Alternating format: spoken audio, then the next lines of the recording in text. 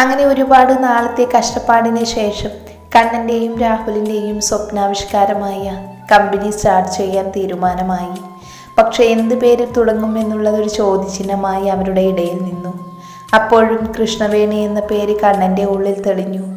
കൃഷ്ണവേണിയിൽ നിന്നും കൃഷ്ണ എന്ന ഭാഗം മാത്രം എടുത്ത് കൃഷ്ണ ഗ്രൂപ്പ്സ് എന്നിടാമെന്നൊരു അഭിപ്രായം അവൻ മുന്നോട്ട് തന്നെ വെച്ചു. രാഹുലിന് അതിൽ എതിർപ്പൊന്നും തന്നെ ഇല്ലായിരുന്നു. മറിച്ച് പരിപൂർണ സമ്മതമായിരുന്നു. കൃഷ്ണ ഭഗവാനുള്ള ഇഷ്ടത്തിൻ്റെ പുറത്താണ് ആ പേരിട്ടതെന്ന് കണ്ണൻ മറ്റുള്ളവരെ പറഞ്ഞ് വിശ്വസിപ്പിച്ചെങ്കിലും കണ്ണൻ്റെ അമ്മ ലക്ഷ്മി അമ്മയ്ക്ക് മാത്രം അതിലൊരു സംശയം തോന്നി. എങ്ങനെയാണ് ആ പേര് വന്നതെന്നുള്ളതിൻ്റെ സത്യാവസ്ഥ ഒരു രഹസ്യമായി കണ്ണൻ്റെയും അച്ചുവിൻ്റെയും രാഹുലിൻ്റെയും ഉള്ളിൽ തന്നെ ഇരുന്നു. രാഹുലേട്ടാ, കണ്ണേട്ടൻ എങ്ങനെയാണ് വേണി ചേച്ചി എത്രക്കും സ്നേഹിക്കാൻ കഴിയുന്നത്? അവർ തമ്മിൽ എന്നും കാണുന്നില്ല. ആകെക്കൂടെ കണ്ടത് ഒരു വട്ടം മാത്രം. ഇതുവരെയും തമ്മിൽ സംസാരിച്ചിട്ടില്ല. ഞാൻ പറഞ്ഞു കൊടുത്തിട്ടുള്ള വിവരങ്ങളല്ലാതെ ചേച്ചിയെപ്പറ്റി ഏട്ടൻ ഒന്നും അറിഞ്ഞൂടാ. ചേച്ചിയുടെ മനസ്സിൽ വേറെ ആരെങ്കിലും ഉണ്ടോ എന്ന് പോലും നമ്മൾക്ക് അറിഞ്ഞൂടാ. പിന്നെ എങ്ങനെയാണ് ഏട്ടൻ ഇത്രയും ആഴത്തിൽ ചേച്ചിയെ സ്നേഹിക്കാൻ പറ്റുന്നത്? റിലേഷനിൽ പോലുമല്ല, എന്നിട്ട് പോലും ചേച്ചിയുടെ പേര് തന്നെ കമ്പനിക്കിടണമെന്ന് ഏട്ടന് തോന്നാൻ കാരണം എന്താവും? അച്ചു രാഹുലിനോട് ചോദിച്ചു. അവൻ അവളുടെ ചോദ്യം കേട്ട് അല്പനേരം ആലോചിച്ച് എന്നിട്ട് പറഞ്ഞു, അറിയില്ല മോളെ, എങ്ങനെ നിന്റെ ഏട്ടനെ ഇത്രയും സ്നേഹിക്കാൻ പറ്റുമെന്ന്. ഒന്നറിയാം, അവന് കൃഷ്ണവേണി എന്നാൽ ജീവനാണ്. അവൻ്റെ ജീവനേക്കാളേറെ അവനിപ്പോൾ വേണിയെ സ്നേഹിക്കുന്നുണ്ട്. വാക്കുകൾക്കും അതീതമായി അവളോടുള്ള സ്നേഹം ഒരു കടൽ പോലെ അവൻ്റെ ഉള്ളിൽ ഇരമ്പുന്നുണ്ട്. Love will find a way എന്ന് കേട്ടിട്ടില്ലേ മോള്? കൃഷ്ണവേണി അനുരാഗിനുള്ളതാണെങ്കിൽ അവർ കണ്ടുമുട്ടുക തന്നെ ചെയ്യും. എൻ്റെ മനസ്സ് പറയുന്നു.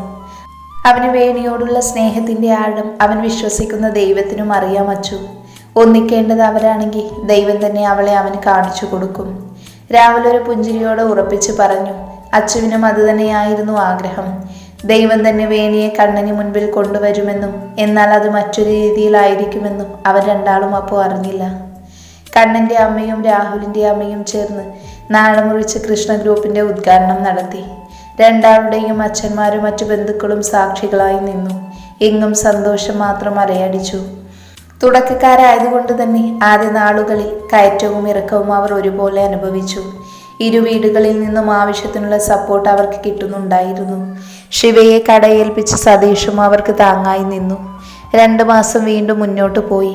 നല്ല നല്ല വർക്കുകളായിരുന്നു അവർക്ക് ലഭിക്കുന്നത്. എപ്പോഴും എന്തെങ്കിലും ഡിസൈനിങ്ങിലോ മോഡലിങ്ങിലോ ഒക്കെ കണ്ണൻ സമയം ചിലവഴിച്ചു പോന്നു. സത്യം പറഞ്ഞ അവൻ മനഃപൂർവ്വം തിരക്കുകളിലേക്ക് ആവുകയായിരുന്നു. ശ്രീ ആ സമയത്ത് അച്ഛൻ്റെ ബിസിനസ് ഏറ്റെടുത്ത് നടത്താൻ തുടങ്ങിയിരുന്നു. അവൻ കുറച്ചു നാളുകളായി കണ്ണനും രാഹുലുമായി ഒന്നും അധികം കൂട്ടില്ല.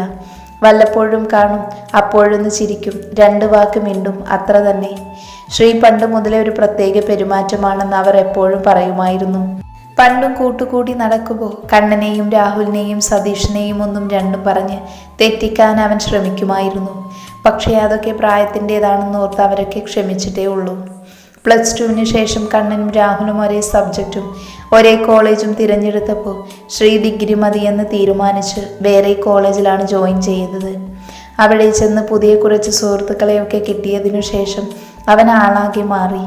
ആ സമയം മുതൽ അവൻ കണ്ണനോടും മറ്റുള്ളവരോടും ഒരകൽച്ച കാണിക്കാൻ തുടങ്ങി.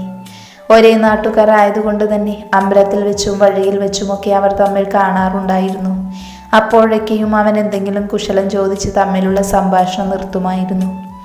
ഒരു ദിവസം പതിവ് പോലെ കണ്ണൻ രാവിലെ ഓഫീസിലേക്ക് പോയി. തൻ്റെ ജോലികളിലേക്ക് കടന്നു. ഉച്ചയോടടുത്ത സമയമായപ്പോഴാണ് അവൻ്റെ ഫോണിലേക്ക് രാഹുലിൻ്റെ ഒരു കോള് വരുന്നത്. എന്താടാ? കണ്ണ, സിറ്റി വരെ ഒന്ന് വന്നേ നീ. ഒരു ക്ലയൻറ്റ് മീറ്റിംഗ് ഉണ്ട് ഇവിടെ, താജിൽ വെച്ച്. ക്ലയൻറ്റ് മീറ്റിങ്ങോ? ഇപ്പോഴോ? എന്നിട്ട് അവസാന സമയത്താണോടാ പറയുന്നേ? എടാ, അത് കമ്പനിയുടെ MD മിസ്റ്റർ രാജശേഖരൻ പെട്ടെന്നാണ് മീറ്റിംഗ് അറേഞ്ച് ചെയ്തത്. അയാൾക്കിത് കഴിഞ്ഞ് എന്തോ ആവശ്യത്തിന് ട്രാവൽ ചെയ്യേണ്ടതാണ്. 1 വീക്കിന് അയാൾ കേരളത്തിൽ കാണില്ല. അവരുടെ പ്രൊജക്റ്റ് നമ്മൾക്ക് കിട്ടിക്കഴിഞ്ഞാൽ എൻ്റെ കണ്ണ, അറിയാലോ നിനക്ക്, നമുക്ക് കിട്ടാവുന്നതിൽ ഏറ്റവും നല്ല ചാൻസാണിത്. എടാ, എനിക്കറിയാം, പക്ഷേ പെട്ടെന്നായതുകൊണ്ട് ഞാൻ പ്രിപ്പയർ ഒന്നും ചെയ്തിട്ടില്ലല്ലോ. കണ്ണ, നീ അതോർത്ത് ടെൻഷനൊന്നും ആകേണ്ട. 1/2 മണിക്കൂറത്തെ കാര്യമല്ലേ ഉള്ളൂ, നമുക്ക് അഡ്ജസ്റ്റ് ചെയ്യാന്നേ. നീ ലേറ്റ് ആകാതെ വാ. ശരി, ഞാനിപ്പോൾ എത്താം. കണ്ണൻ ഫോൺ വെച്ച് കഴിഞ്ഞ് പെട്ടെന്ന് തന്നെ താഴെ പാർക്കിങ്ങിലേക്ക് ചെന്ന് വണ്ടിയെടുത്ത് നേരെ സിറ്റിയിലേക്ക് വിട്ടു. താജിന്റെ അടുത്തായി എത്തിയപ്പോഴാണ് അവനൊരാൾ കോൾ വന്നത്. അവൻ വണ്ടി നിർത്തി ഫോൺ കയ്യിലെടുത്ത് നോക്കിയപ്പോഴേക്കും അത് കട്ടായിരുന്നു. രാഹുലായിരുന്നു വിളിച്ചത്. അവൻ പുറത്തേക്കിറങ്ങി വണ്ടി ചാരി നിന്നുകൊണ്ട് ഫോൺ എടുത്ത് രാഹുലിനെ തിരികെ വിളിക്കാനായി തുടങ്ങി. പെട്ടെന്ന് ഇതുവരെ ഇല്ലാത്തൊരു വെപ്രാളം തനിക്ക് അനുഭവപ്പെടുന്നത് പോലെ തോന്നി അവന്. ഒരു പ്രത്യേകതരം അനുഭൂതി. അന്ന് അമ്പലത്തിൽ വെച്ച് വേണിയെ ആദ്യമായി കണ്ടപ്പോൾ തോന്നിയ അതേ ഫീൽ ഇപ്പോൾ തൻ്റെ നെഞ്ചിലുള്ളതായി തോന്നി അവന്. ഇത്രയും നാൾ താൻ തേടി നടന്ന ആള് തൻ്റെ അടുത്തെവിടെയോ ഉണ്ടെന്നൊരു തോന്നൽ.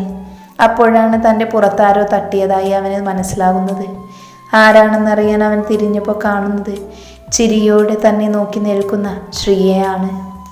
അവൻ്റെ ഒപ്പം പുഞ്ചിരിയോടെ നിൽക്കുന്ന വേണിയിലേക്ക് അവൻ്റെ നോട്ടമെത്തി. വേണി, താൻ തേടി നടന്ന പെണ്ണ്. അവനുള്ളിൽ പറഞ്ഞറിയിക്കാൻ പറ്റാത്ത സന്തോഷം തോന്നിയെങ്കിലും ആ സന്തോഷത്തിന് ആയുസ് കുറവാണെന്ന് തമ്മിൽ കോർത്ത് പിടിച്ചിരിക്കുന്ന ശ്രീയുടെയും വേണിയുടെയും കൈകളിൽ നിന്ന് അവന് മനസ്സിലായി. കണ്ണ, ഇതാണ് എൻ്റെ കൃഷ്ണവേണി. ശ്രീ ചിരിയോടെ വേണിയെ ചേർത്ത് പിടിച്ചുകൊണ്ട് കണ്ണനെ പരിചയപ്പെടുത്തി. ഒരു ശില കണക്കെ അവൻ അവരുടെ മുൻപിൽ നിന്നു. ശ്രീ എന്തൊക്കെയോ ചോദിച്ചു. അവൻ എന്തൊക്കെയോ മറുപടി പറഞ്ഞു. തൻ്റെ മനസ്സ് മരവിക്കുന്നത് അറിഞ്ഞെങ്കിലും കണ്ണൻ്റെ ഉള്ളിൽ അപ്പോഴും മുഴങ്ങിക്കേട്ടത് ശ്രീവേണിയെ ചേർത്ത് പിടിച്ചുകൊണ്ട് പറഞ്ഞ വാക്കുകളായിരുന്നു. എൻ്റെ കൃഷ്ണവേണി. എന്തൊക്കെയോ തമ്മിൽ സംസാരിച്ച് അവനോട് യാത്ര പറഞ്ഞ് അവനെ കടന്നു പോയെങ്കിലും അവനൊരടി പോലും അനങ്ങാൻ പറ്റിയില്ല. കൈകോർത്ത് നടന്നു പോകുന്ന അവരെ തന്നെ നോക്കി നിറകണ്ണുകളുമായി കണ്ണൻ ആ വഴിയിൽ തന്നെ നിന്നു. കണ്ണ് നിറഞ്ഞൊഴുകുന്നത് അറിഞ്ഞിട്ടും അവൻ അവൻ്റെ കണ്ണുനീരിനെ തടഞ്ഞില്ല. അതിനെ ഒഴുക്കി തന്നെ വിട്ടു. തോളിൽ ആരുടെയോ കൈ ചേർന്നപ്പോൾ അവൻ സ്വബോധത്തിലേക്ക് വന്നുകൊണ്ട് തിരിഞ്ഞു നോക്കി. രാഹുലായിരുന്നു അത്. അവൻ്റെ മുഖഭാവത്തിൽ നിന്നും അവനെല്ലാം മനസ്സിലായി എന്നുള്ളത് കണ്ണൻ മനസ്സിലാക്കി. കണ്ണൻ്റെ നിറഞ്ഞ കണ്ണുകൾ രാഹുലിൻ്റെ ഉള്ളിൽ വേദന ഉണ്ടാക്കി. കണ്ണ, അവൻ വേദനയോടെ കണ്ണനെ വിളിച്ചു. അറിഞ്ഞില്ലല്ലോടാ ഞാൻ. രാഹുലെ, അവൻ ശ്രീ, അവൻ്റെ പെണ്ണാണ് വേണിയെന്ന് അറിഞ്ഞില്ലല്ലോടാ ഞാൻ. അതറിയാതെയല്ലേ ഞാൻ അവളെ മനസ്സിൽ കൊണ്ടു നടന്നേ. ഞാൻ താമസിച്ചു പോയി അല്ലേ. അല്ലെങ്കിൽ കണ്ണെത്തും ദൂരത്ത് വേണി ഉണ്ടായിരുന്നിട്ട് പോലും ഒരു നോക്ക് അവളെ കാണാൻ എനിക്ക് പറ്റിയില്ലല്ലോ. കണ്ണനെ എന്തു പറഞ്ഞ് സമാധാനിപ്പിക്കണമെന്ന് രാഹുലിന് അറിയില്ലായിരുന്നു. അവൻ്റെ അവസ്ഥ കണ്ട് തൻ്റെ കണ്ണുകളും നിറയുന്നത് രാഹുൽ അറിഞ്ഞു. കണ്ണൻ പിന്നീട് ഒന്നും പറഞ്ഞില്ല. രാഹുലിനോട് പോലും യാത്ര പറയാതെ അവൻ പറയുന്നതൊന്നും കേൾക്കാതെ വണ്ടിയെടുത്ത് മുന്നോട്ട് പോയിരുന്നു. കണ്ണൻ പിന്നെ ഓഫീസിലേക്ക് പോയില്ല. നേരെ വീട്ടിലേക്കാണ് പോയത്. പോർച്ചിൽ വണ്ടിയിൽ വെച്ച് അവൻ അകത്തേക്ക് കയറി. അച്ഛനും അച്ഛവും അവിടെ ഉണ്ടായിരുന്നില്ല. മുത്തശ്ശി ഉച്ച ഊണിന് ശേഷമുള്ള മയക്കത്തിലായിരുന്നു. അമ്മ അടുക്കളയിൽ കഴിച്ച പാത്രം കഴുകുന്ന തിരക്കിലും. ആരെയും നോക്കാനോ ആരോടും മിണ്ടാനോ ഉള്ള മാനസികാവസ്ഥയിലല്ലായിരുന്നു അവൻ. അതുകൊണ്ട് തന്നെ അവൻ നേരെ അവൻ്റെ റൂമിലേക്ക് നടന്നു. ഹോളിൽ എന്തോ അനക്കം പോലെ തോന്നി. അവിടേക്ക് വന്ന് നോക്കി അമ്മ കാണുന്നത് തളർച്ചയോടെ മുറിയിലേക്ക് പോകുന്ന കണ്ണനെയാണ്. ഈ ഉച്ച സമയത്ത് ഇങ്ങനെയൊരു പതിവില്ലാത്തതാണല്ലോ. അതും വന്നാൽ തന്നെ എന്നോടൊന്നും മിണ്ടാണ്ട് മുറിയിലേക്ക് പോകുന്നൊരു പതിവില്ലല്ലോ കണ്ണന്. അമ്മ ആലോചിച്ച് നിന്നു. പിന്നെ വേഗം തന്നെ ജോലിയൊക്കെ ഒതുക്കി സാരിത്തുമ്പിൽ കൈ തുടച്ചുകൊണ്ട് കണ്ണൻ്റെ മുറിയിലേക്ക് നടന്നു. വാതിൽ ചാരിയിട്ടേ ഉള്ളൂ. അമ്മ പതിയെ കതക് തുറന്ന് അകത്തേക്ക് കയറിയപ്പോൾ കാണുന്നത് കട്ടിലിൽ കിടന്നു മയങ്ങുന്ന കണ്ണനെയാണ്. ഒപ്പൊരു കൈ കൊണ്ടൊരു ബോക്സ് ചുറ്റി പിടിച്ചിട്ടുണ്ട്. അമ്മ കണ്ണൻ്റെ അടുത്ത് ചെന്ന് അവൻ്റെ തൊട്ടടുത്തായിരുന്നു. ചെറിയ മയക്കത്തിലാണെങ്കിലും അവൻ്റെ മുഖത്ത് വിഷമം നിഴലിച്ചിരിക്കുന്നത് ആ അമ്മയ്ക്ക് കാണാൻ സാധിച്ചു. അവർ അലിവോടെ അവൻ്റെ തലയിൽ തലോടി. അമ്മയുടെ തലോടൽ അറിഞ്ഞ് അവൻ പയ്യെ കണ്ണു തുറന്നു. എന്നിട്ട് മുൻപിലിരിക്കുന്ന അമ്മയ്ക്കൊരു മങ്ങിയ ചിരി സമ്മാനിച്ചു. എന്താ എൻ്റെ കണ്ണിന് പറ്റിയേ? ഒന്നുമില്ലല്ലോ അമ്മേ, ചെറിയൊരു തലവേദന, അവൻ പറഞ്ഞു. മുഖത്ത് നോക്കി കള്ളം പറയാറായോ എൻ്റെ കുട്ടി? എന്താണേലും അമ്മയോട് പറയടാ. അമ്മയുടെ അലിവോടെയുള്ള ആ സംസാരത്തിന് മുന്നിൽ പിടിച്ചു നിൽക്കാൻ അവനായില്ല. ഒരു കൊച്ചു കുഞ്ഞിനെ പോലെ അമ്മയുടെ മടിയിലേക്ക് തലവെച്ച് അവൻ തേങ്ങി. അമ്മ പെട്ടെന്ന് വല്ലാണ്ടായി. പിന്നെ അവനൊരാശ്വാസം കിട്ടുന്നത് വരെ കരയട്ടെ എന്ന് കരുതി തലയിൽ തലോടിയിരുന്നു. കുറച്ച് നിമിഷങ്ങൾക്ക് ശേഷം അവൻ കണ്ണുകൾ അമർത്തി തുടച്ചുകൊണ്ട് അമ്മയെ നോക്കി. ഇനി പറയുക, എന്തെന്നെ കണ്ണന് പറ്റിയേ? ഇത്രയ്ക്കും വിഷമിക്കാൻ മാത്രം? അവൻ വേണിയെ കണ്ടത് മുതൽ അവൻ ശ്രീയുടേതാണെന്ന് അറിഞ്ഞതുവരെയുള്ള കാര്യങ്ങൾ ഒരു നെടുവീർപ്പോടെ പറഞ്ഞു. അമ്മ ഒന്നും മിണ്ടാതെ അവനെ കേട്ടിരുന്നു. എന്തു പറഞ്ഞ് ആശ്വസിപ്പിക്കണമെന്നറിയാതെ ആ അമ്മ അവനെ തന്നെ നോക്കിയിരുന്നു. ഇതുവരെ തമ്മിൽ മിണ്ടിയിട്ട് പോലുമില്ല അമ്മേ ഞങ്ങൾ തമ്മിൽ. പക്ഷേ വല്ലാണ്ട് വല്ലാണ്ട് ഞാൻ അവളെ സ്നേഹിച്ചു പോയി. എന്നെങ്കിലും എൻ്റേതാകുമെന്ന് പ്രതീക്ഷിച്ച് ഞാൻ നെയ്തു കൂട്ടിയ സ്വപ്നങ്ങൾ ഒരുപാടുണ്ട്. അവൻ എങ്ങോട്ടൊന്നില്ലാതെ നോക്കിക്കൊണ്ട് പറഞ്ഞു. ഇത് കണ്ടോ അമ്മേ, ഞാൻ അവൾക്കായി വാങ്ങിയ സാധനങ്ങളാ. അടുത്തിരിക്കുന്ന ബോക്സ് അമ്മയുടെ മടിയിലേക്ക് വെച്ചുകൊണ്ട് അവൻ പറഞ്ഞു. അമ്മ അവനെ ഒന്ന് നോക്കിക്കൊണ്ട് ആ ബോക്സ് തുറന്നു. അതിനുള്ളിൽ ഓരോന്നും എടുത്തു നോക്കുമ്പോൾ അമ്മയുടെ കണ്ണുകളും നിറഞ്ഞു.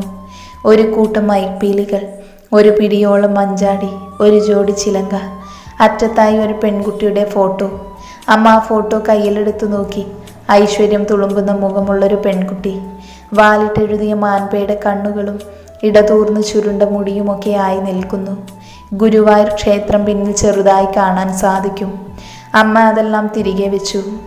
നിന്നെ എന്ത് പറഞ്ഞ് ആശ്വസിപ്പിക്കണമെന്ന് എനിക്കറിയില്ല മോനെ. മനസ്സിൽ നിന്ന് കളയുമെന്ന് പറയാൻ എളുപ്പമാണ്, പക്ഷെ അത് ചെയ്യാൻ പാടാണ്. അമ്മക്കറിയാം. മോന് വിഷമിക്കേണ്ട. ആ കുട്ടിയെ നിനക്ക് വിധിച്ചിട്ടില്ല, അത്ര തന്നെ. അഥവാ നിനക്കാണ് വിധിച്ചിരുന്നതെങ്കിൽ നിനക്ക് തന്നെ കിട്ടും. പക്ഷേ അവൾ സ്നേഹിക്കുന്നത് നിന്റെ കൂട്ടുകാരനെയാ. അതറിയേണ്ടല്ലേ നിന്റെ കുട്ടി അതിനെ മനസ്സിൽ വെച്ച് നടന്നത്. ഇനി ആ കുട്ടിക്ക് വേണ്ടി കരയരുത് നീ. കാരണം നിന്റെ ഓരോ തുള്ളി കണ്ണുനീരും അവർക്ക് ശാപമാകാം. അത് പാടില്ല. സ്നേഹിക്കുന്നവർ തമ്മിൽ തന്നെ ഒരുമിക്കട്ടെ മോനെ. കണ്ണൻ്റെ നെറുകയിൽ തലോടിക്കൊണ്ട് അമ്മ പറഞ്ഞു. ഇല്ലമ്മേ, ഞാനൊരു തടസ്സമായി അവരുടെ ഇടയിൽ ചെല്ലില്ല. അതുപോലെ തന്നെ എൻ്റെ കണ്ണുനീർ അവർക്കൊരു ശാപമായി തീരില്ല. എൻ്റെ ഭാഗത്താണ് തെറ്റ്. അവളെ അറിയാതെ, അവളുടെ മനസ്സിൽ എന്താണെന്നറിയാതെ ഞാൻ വെറുതെ ഓരോ പാഴ്സ്വപ്നങ്ങൾ കാണാൻ പാടില്ലായിരുന്നു. ഞാൻ ആ വിഡ്ഢി. ആ ബോക്സിലേക്ക് ഉറ്റുനോക്കിക്കൊണ്ട് കണ്ണൻ പറഞ്ഞു. നിസ്വാർത്ഥമായി ഒരാളെ സ്നേഹിച്ചത് കൊണ്ട് നീ ഒരിക്കലും ഒരു വിഡ്ഢിയാകുന്നില്ല കണ്ണ. നിന്റെ മനസ്സ് അത്രയ്ക്കും ശുദ്ധ ആയതുകൊണ്ട് മോനെ പറ്റി ഓർക്കുമ്പോൾ അന്നും ഇന്നും അമ്മയ്ക്ക് അഭിമാനവും സന്തോഷവും മാത്രമേ ഉള്ളൂ. അവൻ്റെ നെറ്റിയിൽ ചുംബിച്ചുകൊണ്ട് അമ്മ പറഞ്ഞു. എന്നിട്ട് എഴുന്നേറ്റ് ആ ബോക്സ് എടുത്ത് അവൻ്റെ അലമാരയിൽ തന്നെ ലോക്കറിലേക്ക് വെച്ചു. ഊണ് കഴിക്കാൻ വാ മോനെ. അമ്മ വിളിച്ചപ്പോൾ അവൻ അമ്മയെ തന്നെ നോക്കിയിരുന്നു. എന്നിട്ട് പറഞ്ഞു. എനിക്ക് വിശപ്പില്ലമ്മ, നല്ല തലവേദന. അവൻ ബെഡിലേക്ക് കിടന്നു. അമ്മ പോയി ബാം എടുത്തുകൊണ്ട് വന്ന് അവൻ്റെ നെറ്റിയിൽ തടവി. എന്നിട്ട് മസാജ് ചെയ്തു കൊടുത്തുകൊണ്ടിരുന്നു. പയ്യെ അവൻ മയക്കമായി. അവൻ മയങ്ങിയെന്ന് കണ്ടതും ഒരിക്കൽ കൂടി അവൻ്റെ നെറ്റിയിൽ ചുംബിച്ചുകൊണ്ട് അമ്മ എഴുന്നേറ്റ് പുറത്തേക്ക് പോയി. അവന് കിട്ടില്ലായിരുന്നുവെങ്കിൽ എന്തിനാ ഭഗവാനെ എൻ്റെ മോന് വെറുതെ ആശ കൊടുത്തത്? ഇതുവരെ എൻ്റെ കുഞ്ഞ് ഇങ്ങനെ വിഷമിച്ച് കണ്ടിട്ടില്ല. തൻ്റെ മുറിയിലെ കൃഷ്ണവിഗ്രഹത്തിലേക്ക് നോക്കിക്കൊണ്ടൊരു നെടുവീർപ്പോടെ അമ്മ പറഞ്ഞു. ഇല പൊഴിയും പോലെ ഓരോ ദിവസവും കടന്നുപോയി. കണ്ണനിപ്പോൾ പൂർണ്ണമായും ബിസിനസ്സിലേക്ക് തിരിഞ്ഞു. ശ്രീയെ കാണുന്ന സാഹചര്യങ്ങൾ കൂടുതലും ഒഴിവാക്കി. കുറേ നാൾ മുൻപ് വരെ വേണിയെ എങ്ങനെയെങ്കിലും ഒന്ന് കാണാൻ പറ്റണേ എന്ന് പ്രാർത്ഥിച്ച് നടന്ന കണ്ണൻ വേണി മുന്നിലേക്ക് വരല്ലേ എന്ന് പ്രാർത്ഥിച്ച് നടക്കാൻ തുടങ്ങി. അവളുടെ മുന്നിൽ തനിക്ക് പിടിച്ചു നിൽക്കാനായില്ലെങ്കിലോ എന്ന ചിന്തയായിരുന്നു അവന്. പലതവണ അവളെ മറക്കാൻ ശ്രമിച്ചെങ്കിലും അതിനായി പല വഴികളും സ്വീകരിച്ചെങ്കിലും രാത്രിയിൽ കണ്ണനെ പോലും അനുവാദമില്ലാതെ വേണി അവൻ്റെ സ്വപ്നങ്ങളിൽ വന്നുകൊണ്ടിരുന്നു. ഏട്ടനാളാകെ മാറിയെന്ന പരാതിയാണ് അച്ചുവിന്. രാഹുലിനോട് അവൾ അത് പറയുകയും ചെയ്തു. അവന് കുറച്ച് സമയവും സാവകാശവും ആവശ്യമാണ് മോളി. അത് കഴിഞ്ഞവൻ പഴയ പോലെ തന്നെ ആയിക്കോളും, നീ വിഷമിക്കേണ്ട. രാഹുൽ അങ്ങനെ പറഞ്ഞ് അച്ചുവിനെ ആശ്വസിപ്പിച്ചെങ്കിലും പണ്ടത്തെ പോലെയുള്ള കളിച്ചിരികളൊന്നുമില്ലാതെ കർക്കശക്കാരനായ ഒരു ബിസിനസ്മാനിലേക്കുള്ള കണ്ണൻ്റെ മാറ്റം രാഹുലിൻ്റെ ഉള്ളിലും ചെറിയൊരു നോവ് നൽകി. ഒരു ദിവസം ഫോണിൽ എന്തോ ജോലിയിൽ ഏർപ്പെട്ടിരിക്കുന്ന സമയത്താണ് കണ്ണനൊരു കോള് വരുന്നത്. അവൻ ഫോൺ എടുത്തു നോക്കി. ശ്രീയാണ്. ആദ്യം എടുക്കണോ വേണ്ടയോ എന്ന് ആലോചിച്ച് നിന്നു അവൻ. അല്ലെങ്കിൽ തന്നെ തനിക്ക് തോന്നിയൊരു പൊട്ടത്തരത്തിന് അവനോട് മിണ്ടാതിരുന്നിട്ട് എന്താ കാര്യം? അവൻ ഓർത്തു. എന്നിട്ട് ഫോൺ എടുത്തു. ഹലോ കണ്ണ. എന്താ ശ്രീ, നീ തിരക്കിലാണോ? ഏയ്, നീ പറഞ്ഞു. എടാ, അന്ന് ഞാൻ നിനക്ക് പരിചയപ്പെടുത്തി തന്നില്ലേ കൃഷ്ണവേണിയെ? അവളുടെ വീട്ടിൽ അവൾക്ക് കല്യാണം ഉറപ്പിച്ചു. അവളുടെ മുറച്ചെറുക്കനുമായി. അത് കേട്ടതും നെഞ്ചിലൊരു വേദന വന്ന് നിറയുന്നത് കണ്ണൻ അറിഞ്ഞു. പക്ഷെ അത് പുറത്ത് കാണിക്കാതെ അവൻ സംസാരിച്ചു. അയ്യോ, എന്നിട്ട്? അവൾക്ക് ആ കല്യാണത്തിനോട് താല്പര്യമില്ല. എന്നെ മതിയെന്ന പറയുന്നേ. രജിസ്റ്റർ മാരേജ് ചെയ്താലോ എന്ന് ഞാൻ ആലോചിക്കുന്നേ. നീ എന്നെ സഹായിക്കണം. ഞാനെന്ത് സഹായിക്കാൻ? അത് 2 ആഴ്ച കഴിഞ്ഞാണ് അവളുടെ കല്യാണം ഉറപ്പിച്ചിരിക്കുന്നത്. അടുത്ത ആഴ്ച അവളെ ഇറക്കിക്കൊണ്ട് വരാം. നീയും രാഹുലും സതീഷുമൊക്കെ എൻ്റെ കൂടെ നിൽക്കണം.